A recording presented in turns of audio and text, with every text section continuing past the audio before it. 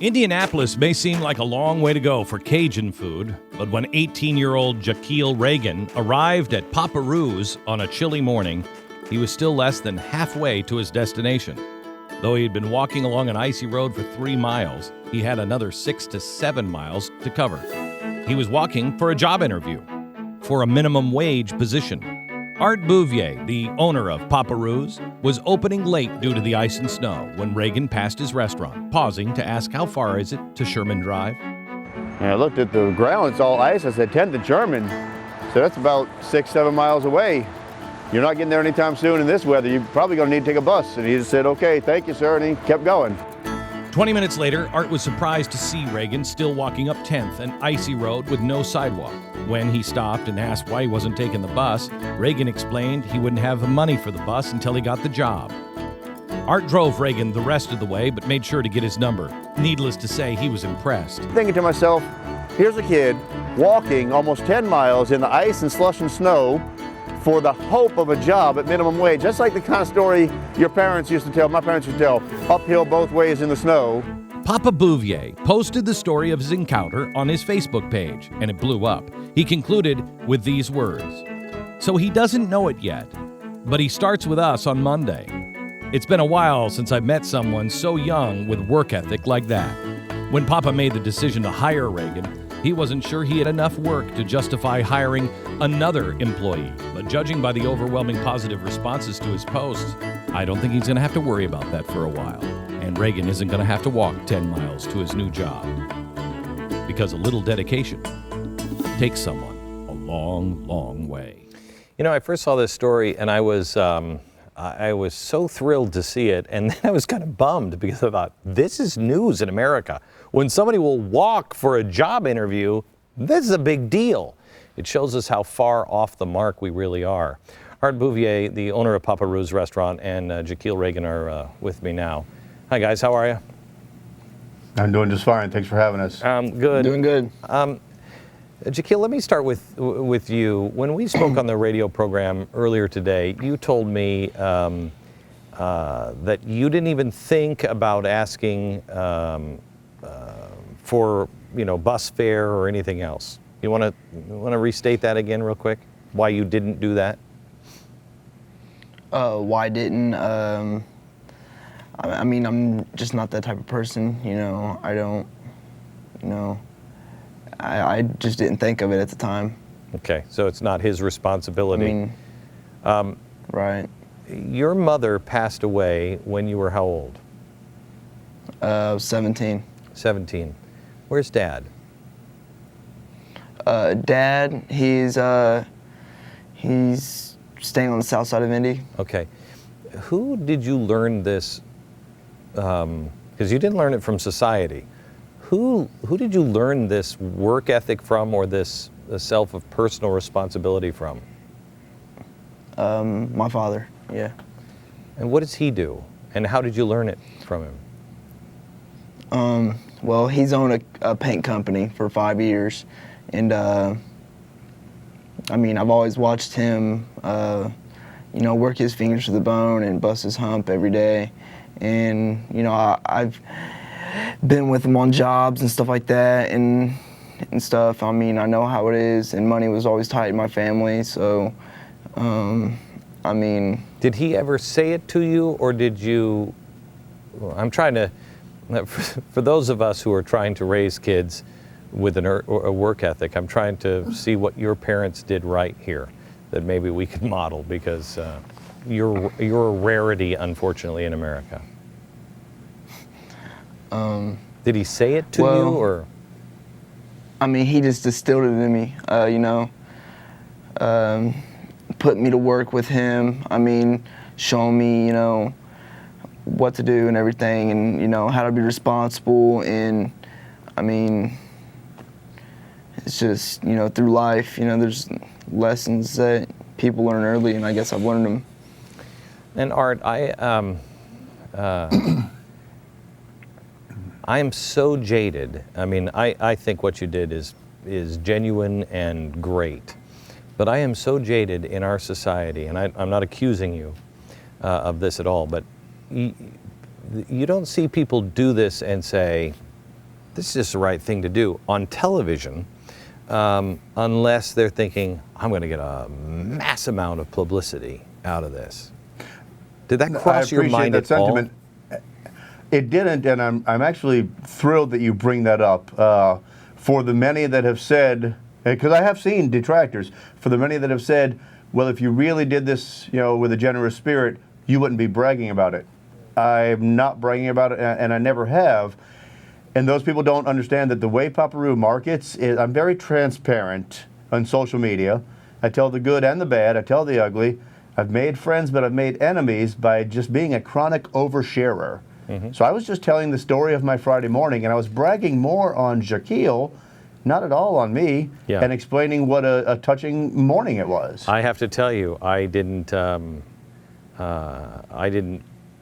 you didn't call us.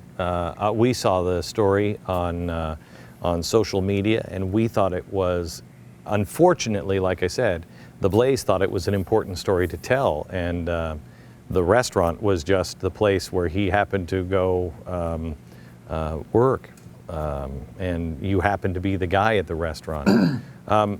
Jhaqueil, you were going for a job at a drugstore, right? No, it was a thrift store. It was a thrift store, and yes. you were and what was this the only job that you could apply for? Had you been looking for other jobs? So I mean, why 10 miles is a long way to walk? Is this the only job you could find? Well, I mean, I've applied to McDonald's, Burger King, Wendy's, Arby's, White Castles, every fast food joint in town. I mean, boy, did they miss out. I guess, they told me to come back Friday, for another interview, and I mean, they didn't even seem, too enthusiastic about anything. So, and I haven't heard anything back from them.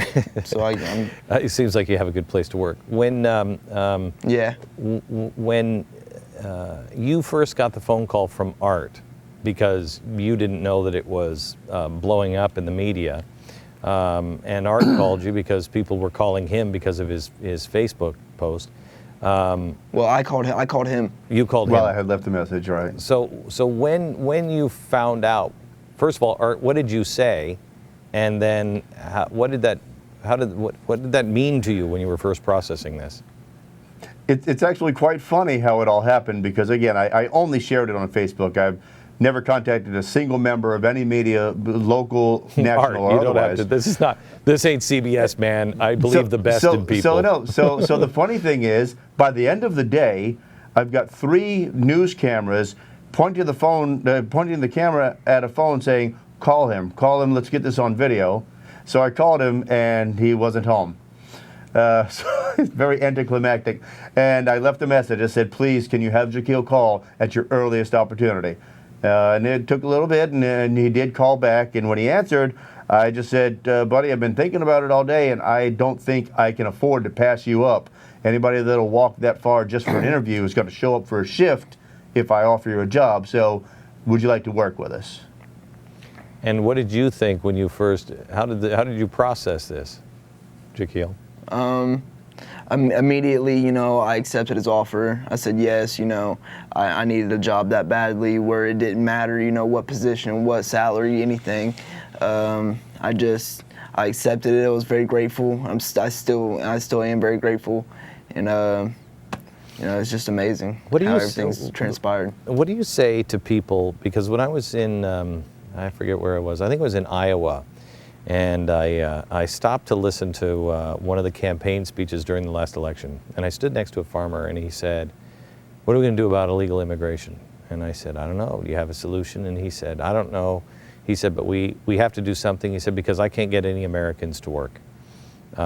He said, they won't work for minimum wage. Then everything is above them. Maybe they work one day. And Art, I bet you've felt this, because I have in my business too. It's hard to find people who don't want to start at the top. They all want to start at the top. They don't want to start, doing the simple things that, we all had to do when we were growing up.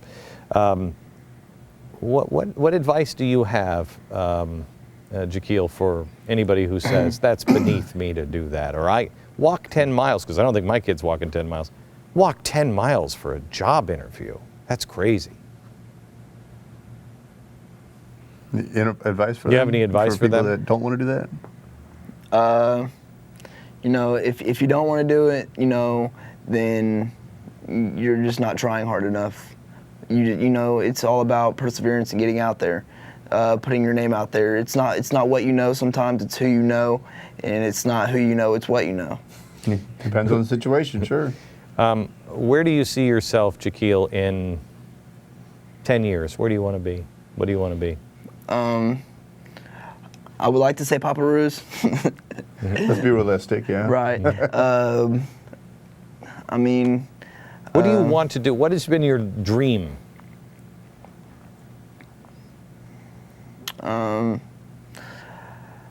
you know, I haven't really thought that far ahead, so you know, I'm gonna have to say, you know, just have a better career. You know, have a future. Working hard. Right. Art, now that you've had a week or so to get to know each other, where do you see him in 10 years? Well, I hired him because I knew he would fit with my entire crew that all knows how to bust hump. And anybody that can do that can really go anywhere. All you have to do is just want to work as hard as you need to work to get somewhere. I would tell a really quick anecdotal story I heard when I was much younger. A guy, according to the story, was washing car windows in traffic, and the guy when he was washing handed him a business card and said, "Buddy, if you really want to work for a living, come see me Monday, and I'll give you a job at my hotel." The guy owned a fancy hotel. And the guy did show up, did get the job, started wherever at the bottom, busboy, bellboy. 30 years later, is the manager of that hotel. And that just proves what you can do when you want to work your way up and you admit that you have to start somewhere. Yeah. Well, I thank you both for taking time, and thank you for giving us a break from the insane news of the day and giving us a look at something that shouldn't have been lost, the value of hard work. Thanks. Thank you. Thanks for having us. Thank you very much.